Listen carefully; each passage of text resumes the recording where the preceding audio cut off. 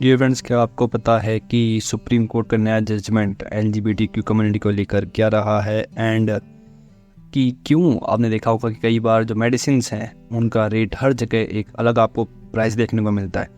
तो इसी बारे में आज हमारा डिस्कशन होगा। Dear friends, a very warm welcome to our classes. मेरा नाम है Rupendra Shekhawat and I welcome you all to this episode. Dear friends, जो लोग नए जुड़ते हैं उनको मैं बता देना चाहता हूँ ये हमारे करंट अफेयर की सीरीज़ है, लेकिन इसके साथ साथ हम हमारी पर्सनैलिटी डेवलपमेंट जो है उस पर ही फोकस करते हैं। तो इस चीज़ को लेकर जैसा आपको पता है मैं आपसे हर रोज़ एक नया कोट शेयर करता हूँ। तो आज का जो कोट है कि stressful situations are not harmful in themselves, they are catalyst for progress, they inspire us to develop our abilities as we attempt to face them. ये फ्रेंड्स, कई बार क्या होता है कि जीवन में कई स्ट्रेसफुल सिचुएशंस आती हैं एंड डिफरेंट जो लोग होते हैं, यानी कि अलग अलग जो लोग होते हैं उनका एक अलग वे होता है परसीव करने का। मान लीजिए कि आपको एक एग्जांपल देता हूँ कि ऐसी कोई क्लास है जिसके अंदर कभी एग्ज़ाम ही ना हो तो कैसा होगा। तो उसका कोई एक कहता है ना कि एक प्रोडक्टिविटी नहीं होगी। जो उस क्लास के स्टूडेंट हैं उन सभी में कोई प्रोडक्टिविटी नहीं होगी, वो कोई अपना स्टेप्स जो है वो नहीं ले पाएंगे। वैसे ही आपकी लाइफ में अगर कितने भी सेटबैक्स आएँ, कितने भी स्ट्रेसफुल सिचुएशंस आएँ, आपको ज़रूरत है कि आप उन सभी को हैंडल करें विद पॉजिटिव एटीट्यूड। लेकिन फ्रेंड्स, हमारे हाथ में ये नहीं है कि हम स्ट्रेसफुल सिचुएशंस को रोक सकें। बिल्कुल ही हमारी बिल्कुल कंट्रोल में नहीं है। बट हमारे कंट्रोल में क्या है? हमारे कंट्रोल में ये चीज़ ज़रूर है कि हम उस सिचुएशन को हैंडल कैसे करते हैं। तो जब भी आपकी ज़िंदगी में कोई स्ट्रेसफुल सिचुएशन आए तो उसे एक कैटलिस्ट की तरह यूज़ कीजिए, उसे एक मौका देखिए कि कैसे आप उस जो प्रॉब्लम है उससे निकल सकते हैं through your ideas and then inspire us to develop our abilities. अब जब ऐसी सिचुएशन पैदा होगी, जब आपके सामने कोई टफ सिचुएशन आएगी, तो आप जब उसके थ्रू रास्ता निकालेंगे एंड आगे बढ़ेंगे तो आपकी जो एबिलिटीज़ है आपको इंस्पायर करेगी कि हाँ मैं ये चीज़ कर सकता हूँ। एंड आपको जो है एक कहते हैं ना कि एक विल पावर आपको प्रोवाइड करेगी कि आप किसी भी सिचुएशन से निकल सकते हैं।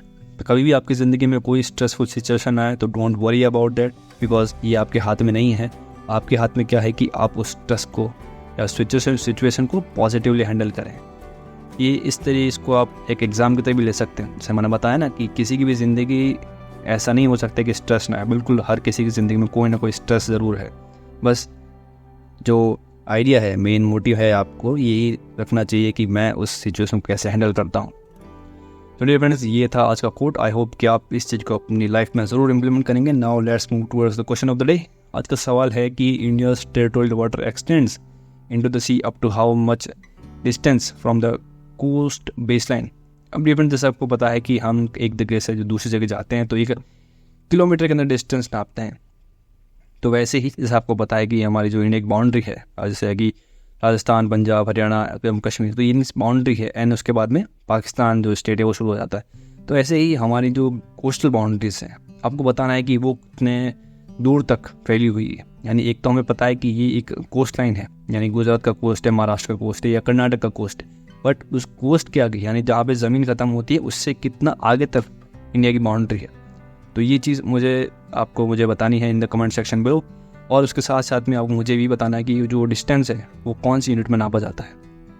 तो इट्स वेरी क्रूशियल कि आप अपने इंडिया की जो जोग्राफी है उसको भी अच्छे से समझें। अगर आपको इसके बारे में पता है तो वेरी गुड। हाउएवर इसका बारे में नहीं पता है तो मैं आपसे रिक्वेस्ट करूँगा कि आप इसके बारे में थोड़ा सा रिसर्च कर लीजिए। आपको पता लगेगा कि कितने किलोमीटर होते हैं, कितने यूनिट है वो होती है। Then stick your answer in the comment section below. जब आप अपना आंसर स्टिक करेंगे तो डेफिनेटली आपको एक अपर एज मिलेगा, यानी कि आप उस चीज़ को एक लॉन्गर ड्यूरेशन तक याद रख सकेंगे। जैसे कि मैं आपसे हर रोज़ ही कहता हूँ कि आप ज़रूर कमेंट कीजिए अपना आंसर। जब आप कोई भी चीज़ लिखते हैं ना तो आप उस चीज़ को लंबे समय तक याद रख सकते हैं। Now dear friends, let's move toward articles. आज है 18 अक्टूबर 2023 एंड आज का जो हमारा पहला आर्टिकल है law and custom. Dear friends, जैसा आपको पता है कि सुप्रीम कोर्ट ने नया वर्डिक्ट दिया है इस LGBTQ+ कम्युनिटी जो है इनको लेकर। अब बात करेंगे कि मुद्दा क्या है। डियर फ्रेंड्स, आपको पता होगा कि इस साल ही मई के अंदर कुछ पेटिशंस फाइल हुई थी कि जो LGBTQ कम्युनिटी है, यानी सेम सेक्स जो मैरिज हैं उनको लीगलाइज किया जाए। तो इस चीज़ को लेकर 10 दिन तक हियरिंग चली सुप्रीम कोर्ट के अंदर एंड देन जो फैसला था उसको होल्ड कर लिया गया था उस समय को लेकर। एंड अभी यानी कि कल की डेट में इस चीज़ को एक हरी झंडी दी गई है, यानी कि इस जो फैसला है इसको सुनाया गया है। फैसला हुआ है 5 जो मेंबर्स थे, यानी कि 5 जस्टिस थे जो मेंबर्स थे, उनकी एक बेंच ने एक फैसला सुनाया है। अब उसमें फैसला ये सुनाया कि जो LGBTQ+ कम्युनिटी है या फिर एक सेम सेक्स मैरिज है, इसको लीगल रिकॉग्नाइजेशन नहीं दिया गया है। अब हुआ क्या है दोस्तों कि 2/3 मेजॉरिटी से ये जो फैसला है ये आया है। हमारे देश के जो चीफ जस्टिस हैं D.Y. चंद्रचूड़ साहब, उन्होंने इस कम्युनिटी को बिल्कुल सपोर्ट किया है, बट रेस्ट ऑफ द जो जजेस थे, यानी 5 जजेस की जो बेंच थी उनमें से 2 जजेस ने इसको सपोर्ट किया, वहीं 3 जजेस हैं उन्होंने इसको डिनाई किया है। तो ऐसे ये एक सिग्निफिकेंट ये जो डिसीजन है ये सामने हमें देखने को मिलता है। The Supreme Court refuses to recognise same sex marriage is a significant setback for the LGBTQ+। अब डिफरेंस ये LGBTQ आपको पता होगा, लेकिन जो प्लस जो साइन है इसका मतलब क्या होता है कि एक तो होता है हेट्रोसेक्सुअल, जो होता है ना, हेट्रोसेक्सुअल का मतलब है कि एक male partner and female partner. तो ऐसा जो कपल होता है उसे हम हेट्रोसेक्सुअल कहते हैं। वहीं जो LGBTQ या सेम सेक्स की बात करें तो वहाँ पे हमने कहते हैं नॉन हेट्रोसेक्सुअल पार्टनर्स। तो ऐसे में Q+ जो है, यानी प्लस का मतलब है कि एंड एक तो हो गया मेल एंड फीमेल जो पार्टनर है, इसके अलावा जितने भी कपल्स होंगे उन सभी को इस प्लस कम्युनिटी में डाला गया है। तो ऐसे तो बताया गया कि कैसे एक्सपेक्टेशन जो थी वो अनफुल रही। Constitution bench would provide a gender neutral interpretation of the special marriage act SMA to include same sex couples. अब जब मई महीने के अंदर ये मुद्दा सामने आया था, यानी सुप्रीम कोर्ट के अंदर याचिका दायर की गई थी, तो उस समय बताया गया था कि जो स्पेशल मैरिज एक्ट है उसके अंदर ये जो सेम सेक्स मैरिज है इसको रिकॉग्निशन देनी चाहिए। बट SMA आपको पता होगा डियर फ्रेंड्स, हमने इसके ऊपर पहले भी डिस्कस किया है कि SMA जो है वो प्रोवाइड कराता है, जो आपको पता होगा कि एक एग्जाम्पल लेता हूँ कि एक एक्ट्रेस है स्वरा भास्कर, अगर आपने सुना होगा, तो उन्होंने क्या किया था कि वो हिंदू कम्युनिटी से बिलोंग करती हैं, बट क्योंकि उन्होंने एक मुस्लिम समुदाय के किसी व्यक्ति से विवाह किया था, तो उस समय को लेकर स्पेशल मैरिज एक्ट में बताया गया था कि अगर जैसे हम कहते हैं ना कि रिलीजियस जो रूल्स होते हैं किसी के, यानी हिंदूज़ के कुछ रूल्स हैं, मुस्लिम्स के कुछ रूल्स हैं, तो होता क्या है कि जब किसी हिंदू पर्सन को मैरिज करनी है तो उसे डेफिनेटली किसी हिंदू पार्टनर को ढूंढना पड़ेगा। अगर उसे किसी और जाति के किसी व्यक्ति से शादी करनी है तो डेफिनेटली उन्हें धर्म परिवर्तन करना पड़ेगा। बट SMA के अंदर हुआ क्या है कि अगर मान लीजिए कोई मेल हिंदू है एंड एक फीमेल मुस्लिम है, तो वो विदाउट चेंजिंग देयर रिलीजन वो आपस में शादी कर सकते हैं। तो ये बताया गया था SMA के अंदर। अब बात की गई थी कि उस समय पे जब मई का महीना था उसमें बताया गया था कि कैसे ये जो सेम सेक्स मैरिज है इसको SMA के अंदर इंक्लूड किया जाए। आर्टिकल 21 का ब्रीच बताते हुए कहा गया है कि कैसे कि covering rights of privacy, dignity and martial choice have been expanded over the years, but the court stopped short of extending these rights to the same-sex marriages. अब आर्टिकल 21 क्या है दोस्तों कि आपको फ्री, देखिए दोस्तों, अगर किसी को लीगल राइट्स ये एक अलग चीज़ है, बट मैरिज करना कोई या फिर सेम सेक्स मैरिज जो है कोई क्राइम नहीं है। यानी कि मैं आपको बताऊं 2018 का जो दिल्ली हाई कोर्ट का वर्डिक्ट था इसके अंदर बताया गया था कि कैसे जो सेम सेक्स मैरिज को क्रिमिनलाइज किया गया था, बट उसी समय पे जो सुप्रीम कोर्ट इंटरव्यू करती है एंड कहती है कि जो सेम सेक्स मैरिज है वो लीगल इलीगल होना एक अलग चीज़ है, बट इसको क्रिमिनलाइज नहीं कर सकते हैं। तो उस समय पे ये बताया गया था कि कैसे अगर कोई दो व्यक्ति अगर सेम सेक्स मैरिज करते हैं तो वो क्रिमिनल नहीं कहलाए जाएंगे। एक उस मैरिज को लीगलाइज करना या ना लीगलाइज करना एक अलग चीज़ है, बट उनको क्रिमिनल तो नहीं कह सकते हैं एटलीस्ट। तो ये था 2018 का वर्डिक्ट। और अब जो चीज़ बताई गई है कि कैसे ये एक कॉन्स्टिट्यूशनली कहते हैं कि इंडिपेंडेंट आप किसी भी शादी कर सकते हैं, तो बिल्कुल सेम सेक्स मैरिजेस भी अगर कोई करना चाहता तो कर सकते हैं, बट उसको लीगलाइज करना या ना करना अभी तक इसके बारे में कोई खासा या जो सुप्रीम कोर्ट की तरफ से वर्डिक्ट दिया गया वो यही है कि लीगलाइज नहीं किया जाएगा। लेजिस्लेचर का रोल बताया गया। सुप्रीम कोर्ट के जो तीनों जजेस हैं यानी कि 5 जजेस जो हैं उनका ये कहना है कि देखिए दोस्तों, ये जो मामला था इसके अंदर 5 जजेस थे, उनमें से 2 अलग बटे थे एंड 3 जो थे 3 अलग का अपना कुछ कहना था। तो जो 3 जजेस थे उनका कहना ये था कि जो ये रूल बनाना है या फिर अगर सेम सेक्स मैरिज को लीगलाइज करना है तो ये एक कोर्ट का डिसीजन नहीं होना चाहिए, बल्कि ये एक ऐसा डिसीजन है जो लेजिस्लेचर को लेना चाहिए। कहने का मतलब ये है कि अगर हमारी कंट्री के अंदर कोई भी रूल बनता है तो उस रूल को बनाने के लिए कोई बॉडी है, यानी कि जैसे एग्जीक्यूटिव है या लेजिस्लेचर है, तो लेजिस्लेचर जब तक पार्लियामेंट के अंदर रूल नहीं बनाएगी जब तक किसी भी चीज़ को लीगलाइज नहीं किया जा सकता है, यानी कोई भी रूल उसके ऊपर नहीं बन सकता है। तो ऐसे में तीनों जजेस का यही कहना था कि सुप्रीम कोर्ट की तरफ से यानी कि जो जुडिशरी है उनकी तरफ से इस चीज़ को लीगलाइज नहीं किया जाता है एंड रेस्ट ऑफ द जो चीज़ें हैं वो लेजिस्लेचर के ऊपर छोड़ी जाती हैं। जुडिशल स्प्लिट की बात करूँ, जैसा मैंने आपको बताया कि 2/3 मेजोरिटी से जो LGBTQ+ का जो मामला है इसको डिनाई किया गया था, जिसमें जो चीफ जस्टिस हैं हमारे DY चंद्रचूड़ साहब और जस्टिस संजय किशन कौल, ये दोनों तरफ एक तरफ, एंड जो अलग जो 3 जजेस थे S Ravindra Bhat, justice Kohli and justice Narasimha, इन तीनों का कुछ अलग कहना था। Queer couples have the right to seek recognition for the union and but did not amend the SMA provisions। अब जो हमारे चीफ जस्टिस हैं DY चंद्रचूड़ साहब और जस्टिस संजय किशन कौल, अब इनका कहना था कि बिल्कुल ये जो सेम सेक्स मैरिज है इसको लीगलाइज किया जाए, बट जो 3 जजेस हैं इनकी पैनल का कुछ और कहना था। तो इस वजह से जो मेजॉरिटी आई है वो फेवर में नहीं आई है ऑफ LGBTQ+ या फिर सेम सेक्स मैरिज के। तो कैसे देखा आपने कि जो बेंच है वो बढ़ गई थी, हमारे जो चीफ जस्टिस हैं वो तो बिल्कुल फेवर में थे, बट ये जो 3 जजेस हैं इनका जो प्रोविज़न है या फिर इन्होंने जो जजमेंट दी है वो अगेंस्ट है। फंडामेंटल राइट्स टू मैरी, अब देना मैंने आपको जैसा बताया दोस्तों कि एक जो मैरिज है ये एक फंडामेंटल राइट है, यानी कि आप मैरी किसी से भी कर सकते हैं। लीगलाइज होना या लीगलाइज ना होना इससे अलग चीज़ है, लेकिन मैरिज तो आप कर सकते हैं। यानी कि अगर कोई सेम जो सेक्स का कपल है वो अगर मैरिज करना चाहता है तो बिल्कुल कर सकता है, बट जो लीगलाइजेशन है उसका वो होगा नहीं। अब लीगलाइजेशन से क्या फ़र्क पड़ता है दोस्तों, इससे ये फ़र्क पड़ता है कि अगर मान लीजिए अगर आज यानी कि जो सेंट्रल गवर्नमेंट है उन्होंने भी यही कहा था कुछ समय पहले कि अगर सेम सेक्स मैरिज अगर हम इम्प्लीमेंट कर देते हैं, अगर इसको लीगलाइज कर भी देते हैं तो 122 से ज़्यादा जो रूल्स हैं हमारे कॉन्स्टिट्यूशन में उनको बदलना पड़ेगा। बिकॉज होता क्या है कि दोस्तों कि हमारे समाज के अंदर जो हम कहते हैं ना कि हेट्रोसेक्सुअल कपल जो है कोई, अब हेट्रोसेक्सुअल कपल का मतलब क्या है कि एक मेल एक फीमेल, जब अब इन चीज़ों के अंदर अगर इन चीज़ों के अंदर कोई हम चेंजेस करते हैं तो डेफिनेटली जो इंश्योरेंस पॉलिसीज़ हैं या जो मैं बात करूँ अगर पेंशन पॉलिसीज़ है तो इन सभी के अंदर इम्पैक्ट पड़ेगा। समझ रहे हैं ना आपकी कैसे, अगर सेम सेक्स अगर लीगलाइज कर दिया जाता है तो इन सभी जो चाहे इंश्योरेंस हो चाहे पेंशन वाली चीज़ें हो इन सभी के अंदर चेंजेस करना पड़ेगा। तो ऐसे में बताया गया था कि कैसे जो हमारे सेंट्रल गवर्नमेंट है उन्होंने कहा था कि कैसे ये जो सेम सेक्स मैरिज है ये फीजिबल नहीं है। बिल्कुल, अब the court decision neglects the expectation allowing same sex couple for the fundamental right to marry. अब जब कोई चीज़ लीगलाइज नहीं होती है तो डेफिनेटली जो सेम सेक्स कपल्स थे उनके अंदर भी एक चीज़ रहेगी कि अगर कोई चीज़ लीगलाइज नहीं है तो डेफिनेटली जो फंडामेंटल राइट है उनका वो ब्रीच हुआ है, उनका ऐसा मानना है। Marriage as a social institution, marriage is considered a social institution with specific legal requirements and condition for validity.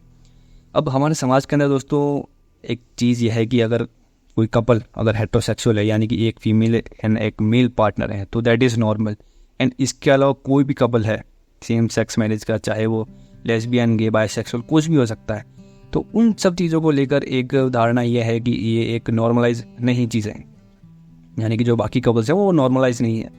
अब इस एक सोशल जो इंस्टीट्यूशन है हमारा सोशल इंस्टीट्यूशन जो है वो यही कहता है कि एक लीगल रिक्वायरमेंट तो होती है अगर किसी भी चीज़ को वैलिडिटी देनी है। अगर मैं कहूँ कि आज किसी चीज़ को वैलिडिटी देनी है तो उसके लिए लीगल जो ग्राउंड्स हैं उसके ऊपर उस चीज़ को खड़ा उतरना पड़ेगा। तो अगर सेम सेक्स मैरिज लीगल ही नहीं है यानी कि लीगलाइज नहीं किया गया तो उसकी वैलिडिटी क्या रहेगी, न कुछ नहीं रहेगी। तो इसी चीज़ का जवाब देते हुए इस जो बेंच है यानी कि जो हमारे 5 जजेस की जो बेंच थी उन्होंने इस चीज़ को डिनाई किया है। इंडिविजुअल चॉइसेस बिल्कुल बताया गया कि कैसे the right to seek social and legal validation through marriage is an individual choice protected by the constitution but seen as a subject to statutory limitations। अब डियर फ्रेंड्स, जो same sex marriage है ये एक personal choice है किसी की भी। अब हमारा भारत देश के अंदर इस चीज़ को ऐसे कोई मना नहीं है, यानी कि अगर कोई 2 कपल चाहें यानी कि सेम सेक्स के जो कोई कपल है अगर वो शादी करना चाहे तो बिल्कुल कर सकते हैं। लेकिन अब उस चीज़ के अंदर यही चीज़ है ना कि चीज़ें जो हैं वो लीगलाइज नहीं कहलाई जाएंगी। अब एक राइट आपसे नहीं छीना जा रहा कि आप शादी नहीं कर सकते हैं, ये आपके पास राइट है, बिल्कुल है, बट उस चीज़ को लीगलाइज करना या ना करना ये अभी तक कोर्ट के हाथ में था। कोर्ट ने इसको बिल्कुल डिनाई किया है कि जो सेम सेक्स मैरिज है उसको लीगलाइज नहीं किया जाएगा, बट ऐसा ब्लंट डिनाई नहीं किया है। अब बात किया गई है कि कुछ एक सपोर्टिव चीज़ भी है। सपोर्टिव चीज़ ये है कि दोस्तों की बताया गया कि एक जो सेंट्रल लेवल की कमेटी जो है वो गठित की जाएगी एंड उसके बाद में जो लेजिस्लेचर है वो अपना फैसला इसके बारे में सुनाएगा एंड जो चीज़ें हैं उनको सॉर्ट आउट करने की जल्द से जल्द कोशिश की जाएगी। अडॉप्शन राइट्स बताए गए हैं कि कैसे जो सेंट्रल अडॉप्शन रिसोर्स अथॉरिटी है, कारा जिसे हम कहते हैं, तो उन्होंने भी ये चीज़ कही है कि अगर सेम सेक्स का जो कपल है अगर किसी बच्चे को अडॉप्ट करना चाहता है तो वो भी फीजिबल नहीं रहेगा। द मेजॉरिटी जजेस do not support the right of queer couples to adopt children. देखिए तो कोई जो बच्चा होता है उसको परवरिश के लिए जो मदर होती है, जो फादर होते हैं, उन दोनों का इक्वल रोल होता है। लेकिन अगर कोई सेम सेक्स का जो कपल है वो कितना ही उस बच्चे का ख्याल रख पाएगा, ये भी एक चैलेंजिंग चीज़ है। तो इन सभी चीज़ों को ध्यान में रखते हुए, सोशल नॉर्म्स को ध्यान में रखते हुए जो कारा है उन्होंने डिनाई किया है कि जो सेम सेक्स का कपल है वो कोई बच्चे को अडॉप्ट नहीं कर सकता है। While the minority judges hold that there is no bar of trans person entering into heterosexual marriages। जो माइनॉरिटी जजेस थे यानी कि जो मेजॉरिटी में नहीं थे, उनका यही कहना था कि अगर कोई ट्रांस पर्सन हेटरोसेक्सुअल मैरिजेस के नॉर्म्स के अंदर आना चाहता है तो उसमें कोई बुराई नहीं है। बट हम बात करें सोशल कल्चर की तो ऐसा फीजिबल नहीं है, क्योंकि बच्चे की जो परवरिश है वो बहुत जो अपोजिट सेक्स के जो पेरेंट्स हैं उन दोनों पर डिपेंड करती है। स्ट्रगल फॉर इक्वलिटी ये जो चीज़ है, ये जैसा बताया कि court direction for the government to form a committee to decide the rights and entitlements of queer couples is a potential step towards progress but significant challenges remain. बिल्कुल जो judiciary है उन्होंने ये आश्वासन तो दिया है कि जैसे सेंट्रल गवर्नमेंट जब कोई कमेटी गठित करेगी एंड देन उसके बाद जो अपने फैसला सुनाएगी तो उस तक के लिए वेट करना चाहिए। तो डेफिनेटली एक स्टेप फॉरवर्ड है प्रोग्रेस की ओर, बट ये जो है एक सिग्निफिकेंट चैलेंज बिल्कुल बना हुआ है अभी तक भी। तो ऐसा नहीं है कि बिल्कुल इसको लीगलाइज कर दिया गया है, बट एक होप ज़रूर दी है जो जुडिशरी उसने कि कैसे जो एग्जीक्यूटिव है वो एक कमेटी फॉर्म करेगा, देन उसका जो फैसला आएगा उसके बाद ही इस चीज़ को यानी सेम सेक्स जो मैरिज है उसको लीगलाइज किया जाएगा या नहीं किया जाएगा। But as of now judiciary की तरफ से इसको ब्लंट डिनाई किया गया है कि जो सेम सेक्स मैरिज है इसको लीगलाइज नहीं किया जाएगा। तो आई होप डियर फ्रेंड्स आपको समझ में आया होगा कि कैसे जो सेम सेक्स मैरिज है इसका मुद्दा अभी इतना हॉट टॉपिक बना हुआ है, हर जो मीडिया कवरेज है उस चीज़ को लेकर की है। तो ये था आज का पहला article. Now let's move towards second article. आज का जो हमारा second article dear friends, centralised procurement as a powerful health idea. अब डियर फ्रेंड्स आपने देखा हो कई जगह पे होता क्या है कि कई बार हम देखते हैं कि जो सेम मेडिसिन है उसकी प्राइसेस आपको अलग अलग देखने को मिलती है। आप जाइए ए हॉस्पिटल में, वहाँ पे सेम मेडिसिन की प्राइस कुछ और होगी। आप जाइए बी हॉस्पिटल में, वहाँ आपको सेम जो मेडिसिन है उसकी प्राइस अलग देखने को मिलेगी। अब इसका एग्जांपल ये दिया गया है कि कैसे अगर मान लीजिए कि हमारे देश के अंदर मैकडॉनल्ड्स जो है, एक मैकडॉनल्ड्स है वो काफ़ी फेमस चेन है ऑल ओवर द वर्ल्ड। वहीं अगर हम बात करें हमारे इंडियन स्नैक जो है वड़ा पाव, उसका एग्जांपल देते हुए बताया गया कि दोनों ही जो फैक्ट्री जो इंडस्ट्री है उनके अंदर पोटैटो जो है एक मेजर इंग्रेडिएंट है। तो कैसे अगर दोनों ही इंडिविजुअल जाके मान लीजिए एक तरफ मैकडॉनल्ड्स का कोई इंसान है, एक तरफ जो वड़ा पाव का स्टॉल लगाता है वो इंसान है, तो जब ये दोनों पोटैटोस खरीदने जाते हैं तो डेफिनेटली इन दोनों के रिक्वायरमेंट्स अलग अलग होंगे। इन दोनों के लिए क्वालिटी मैटर्स जो हैं वो अलग अलग होंगे। अब जो बिड होगी किसी भी प्राइस को लेकर वो दोनों लगाएंगे एंड देन उसके बाद में क्या होगा कि दोनों ही जब एक सेम प्रोडक्ट के लिए जब बिड लगाएंगे तो डेफिनेटली प्राइस का डिफरेंस है वो बिल्कुल देखने को मिलेगा। कौन कितना स्ट्रांगली उस पोटैटो की प्राइस को रिड्यूस करा सकता है वो डिपेंड करता है। तो ऐसे में अगर एक जो बिज़नेस है वो प्रॉफिट में जा रहा है, वहीं दूसरा जो है वो लॉस में जा रहा है, तो ऐसे हमको जो सेम प्रोडक्ट है यानी कि वड़ा पाव अगर बर्गर की बात करें, इंग्रेडिएंट्स तो डिफरेंटली बिल्कुल अलग है, बट एक जो मेन कंपोनेंट है पोटैटो उसकी जो प्राइस में डेफिनेटली फ़र्क देखने को मिलेगा। तो उसका कंपैरिजन किया गया है हमारा हॉस्पिटल्स एंड मेडिसिन को लेकर। बताया गया कि कैसे a centralised procurement approach can address key issue related to drug pricing. अब सेंट्रलाइज्ड प्रोक्योरमेंट क्या होता है दोस्तों, मान लीजिए कि किसी इंडस्ट्री को यानी तीन चार कोई इंडस्ट्री है, लेट्स से कि 3 कोई अलग अलग इंडस्ट्रीज़ हैं। अब उन तीनों को सेम प्रोडक्ट चाहिए यानी कि सेम मेडिसिन चाहिए। अब तीनों जब बिड लगाएंगे तो डेफिनेटली तीनों की ही अलग अलग टीम्स जाएगी हमें बिड लगाने के लिए कि मुझे ये इतनी प्राइस इतनी क्वान्टिटी में ये इतनी दवाई चाहिए। अब उन तीनों को अलग अलग डेफिनेटली जो कौन कितना कन्विंस कर पाता है, जो डिस्ट्रीब्यूटर है उसको, उस पर डिपेंड करता है कि किस प्राइस में वो उनको दवाई देगा। वहीं अगर एक साथ आके यानी कि अगर तीनों कंपनी एक साथ आके एक सेंट्रलाइज्ड प्रोक्योरमेंट अप्रोच यानी कि ऐसी टीम बना दे, प्रोक्योरमेंट की टीम ऐसी बना दे जो अकेला जाके उस जो डिस्ट्रीब्यूटर से बात करे एंड बल्क के अंदर ऑर्डर करे, तो डेफिनेटली जो प्राइस के अंदर रिडक्शन हमें बिल्कुल देखने को मिलेगा। तो उसकी ये ज़रूरत है, जो डिफरेंट चेन्स हैं हॉस्पिटल्स की, उन सभी को एक साथ आना चाहिए एंड देन नेगोशिएट करना चाहिए फॉर प्राइसेस की कितना कम हम उस प्राइस को ले जा सकते हैं ताकि जो पेशेंट हैं उनको मैक्सिमम फ़ायदा पहुंचाया जा सके। Just as each franchise in the food business that would face challenges in negotiating prices and ensuring consistent quality, hospitals in India could benefit from a pooled procurement model. और pooled procurement model वही दोस्तों मैंने आपको बताया कि अगर different hospital की जो चेन्स हैं वो एक साथ आके एक बिड लगाती हैं तो डेफिनेटली जो प्राइस है किसी भी मेडिसिन का बिल्कुल कम होगा। कॉर्पोरेट हॉस्पिटल चेन्स प्रैक्टिसेस, अब हुआ क्या है कि दोस्तों, however these cost saving are not always passed on to the patients. अब अलग अलग जो चेन्स हैं हॉस्पिटल की, अब वो अपनी तरफ से कोई बिड लगा के, मान लीजिए किसी ने दवाई खरीद ली, मान लीजिए ABCD कोई हॉस्पिटल है, अब इन तीनों ने अलग अलग बिड लगाई एंड किसी को 10 रुपये में, किसी को 15 रुपये में, किसी को 20 रुपये में वो दवाई मिली है। लेकिन होगा क्या दोस्तों कि अगर उन्होंने एक साथ भी अगर ख़रीदा है, अब कॉर्पोरेट चेन्स क्या होती है, अगर मान लीजिए कोई हॉस्पिटल है, उसका अगर हॉस्पिटल जयपुर में भी है, किसी का दिल्ली में भी है, अहमदाबाद में भी है, तो ऐसे अलग अलग जगह पे किसी एक हॉस्पिटल का अगर चेन है तो उसने डेफिनेटली बिड लगाई होगी बड़ी किसी दवाई के लिए। बट होगा क्या कि उसने जो इतने कम प्राइस में ख़रीदी है ना, उतने कम दाम पे वो किसी भी पेशेंट को बेचता नहीं है। तो ऐसे में ज़रूरत है सेंट्रलाइजेशन की। अगर कोई भी जो दवाई बेचनी है तो उसका सेंट्रलाइजेशन होना बहुत ज़रूरी है, यानी सरकार का इंटरवेंशन उसमें ज़रूरी है। बिकॉज जो बड़े प्राइवेट प्लेयर्स हॉस्पिटल जो हैं वो अपनी मनमानी चलाते हैं एंड जो प्राइस हमको देखने को मिलती है वो कहीं ज़्यादा देखने को मिलती है in private hospitals as compare to other stores. Case study on pooled procurement की बात करो दोस्तों, तो this approach resulted in substantial cost saving of 13.2 billion compare to 15.6 billion without centralised procurement.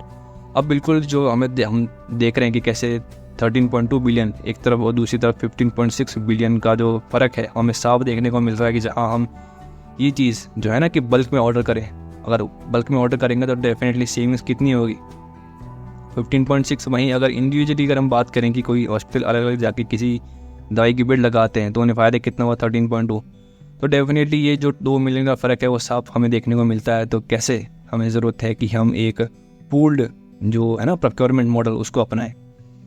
Call for pooled procurement बताया गया कि कैसे ज़रूरत है। The government should recognise the benefits of pooled procurement and implement it on a larger scale. अब private players तो definitely जो अब कोई भी मान लीजिए कि A एंड B दो अलग अलग प्राइवेट हॉस्पिटल्स हैं, तो डेफिनेटली ऐसा नहीं है कि दोनों आपस में हाथ मिला लेंगे, ये दोनों कंपटीशन में रहेंगे ऑलवेज। बट ऐसे में जो गवर्नमेंट है यानी सेंट्रल गवर्नमेंट जो है वो इंटरवीन कर सकती है एंड जो पेशेंट्स है उनके एक बेनिफिट के लिए इन दोनों ही प्राइवेट प्लेयर्स को ही समझा सकती है एंड ऐसे एक मॉडल तैयार कर सकती है जिसके अंदर पूल्ड प्रोक्योरमेंट हो और जो मेडिसिन है वो बल्क में खरीदा जाए एट लोअर रेट्स। गवर्नमेंट का रोल बताया गया कि leveraging pharma public sector units can help maintain competitive prices and reduce reliance on public manufacturing. अब फार्मा पब्लिक सेक्टर्स PSU जो है उनका गठन किया जा सकता है गवर्नमेंट के द्वारा। PSU का मतलब है ऐसे कुछ गवर्नमेंट के सपोर्ट से चलने वाले कुछ ऐसे यूनिट्स जहाँ पे जो दवाइयाँ हैं वो सरकार की मदद से बनाई जाती है, यानी कि सरकार उनको फंड्स रेज करती है एंड देन जो वो प्लेयर्स हैं वो क्या करेंगे, दवाई बनाएंगे। तो ऐसे कुछ मॉडल्स की ज़रूरत है जहाँ पे सरकार ही उन दवाइयों को बनाए एंड बेचे ताकि जो पेशेंट्स हैं उन तक मैक्सिमम फ़ायदा पहुँचाया जा सके। इंश्योरिंग बेटर क्वालिटी, अब बताया गया कि कैसे जो प्राइवेट बायर्स हैं वो ही इस चीज़ को क्यों ना टेस्ट कर लें। कहने का मतलब ये है कि buyers clubs can independently test drugs suppliers for quality reducing reliance on drug regulators. अब ड्रग रेगुलेटर्स जो हैं यानी कि कोई भी दवाई को अगर बाजार में उतारना है तो उससे पहले डेफिनेटली उसके कई सारे टेस्ट किए जाते हैं। तो कुछ सेंट्रल लेवल पे टेस्ट होते हैं, कुछ प्राइवेट लेवल पे टेस्ट होते हैं, कुछ स्टेट लेवल पे टेस्ट होते हैं। तो इतने में क्या होता है दोस्तों कि कई सारे रिगरस टेस्ट के गुजरने के बाद में कोई दवाई जो है वो काफ़ी समय बाद किसी बाज़ार में आती है और ऐसे में कई ज़्यादा जब रिसर्च एंड डेवलपमेंट लगता है तो डेफिनेटली जो फंड्स हैं उनकी ज़रूरत पड़ती है।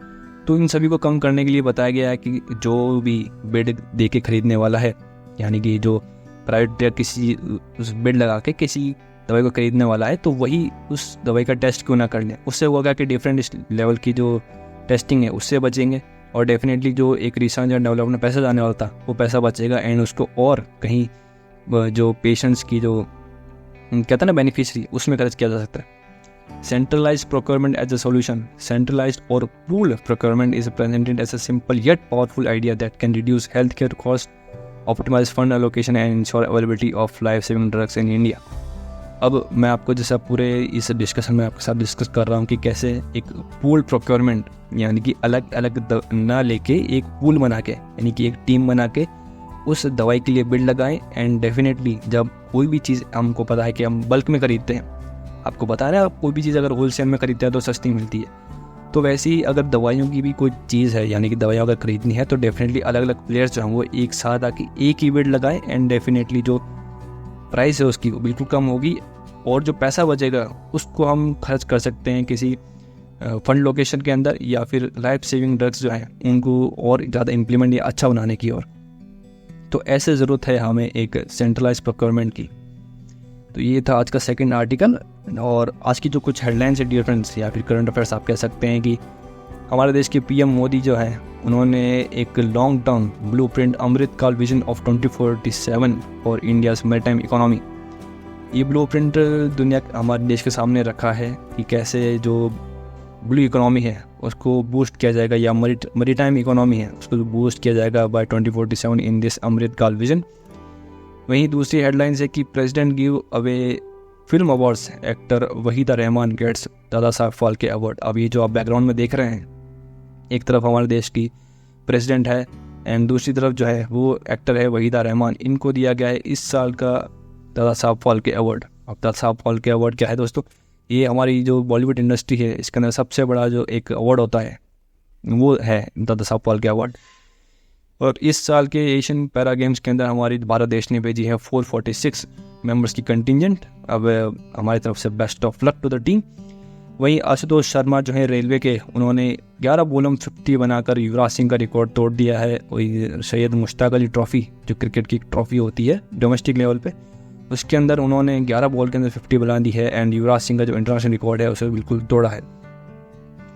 तो यह थी आज की कुछ headline dear friends. I hope कि आपको ये करंट अफेयर समझ में आए होंगे। बिल्कुल ईजी थे, स्टार्ट ऑफ द आर्ट बिल्कुल एकदम ईजी, एंड दोनों ही जो हमारे मोस्ट इंपॉर्टेंट आर्टिकल्स थे ये भी आपको समझ में आए होंगे कि कैसे LGBTQ कम्युनिटी का जो इशू है वो इतना चल रहा है और कैसे सरकार इसके अंदर इंटरवीन करके इसको और बढ़िया कर सकती है। वहीं जो दवाइयों को लेकर, अब क्योंकि सर्दियाँ आने वाली है तो डेफिनेटली लोगों के अंदर जो इम्यूनिटी जो है वो कम होगी, एंड अब ज़रूरत पड़ने वाली लोगों को दवाइयों की तो ज़रूरत है। कुछ ऐसे मॉडल्स को जल्द से जल्द तैयार करने की एंड बाज़ार के अंदर रोल करने की, ताकि जो प्राइजेस है ओवरऑल मेडिसिन की वो कम की जा सके एंड जो पेशेंट्स हैं उनको बिल्कुल इससे फ़ायदा मिले।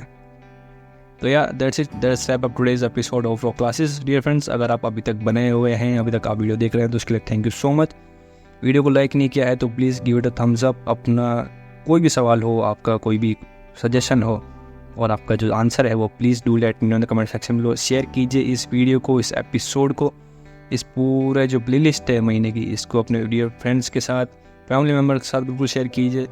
सपोर्ट कीजिए रॉक क्लासेस को by subscribing to this channel right now. And yeah, that's it. This is Rupendra Shekhaut signing off. Jai Hind, and I will see you in the next one.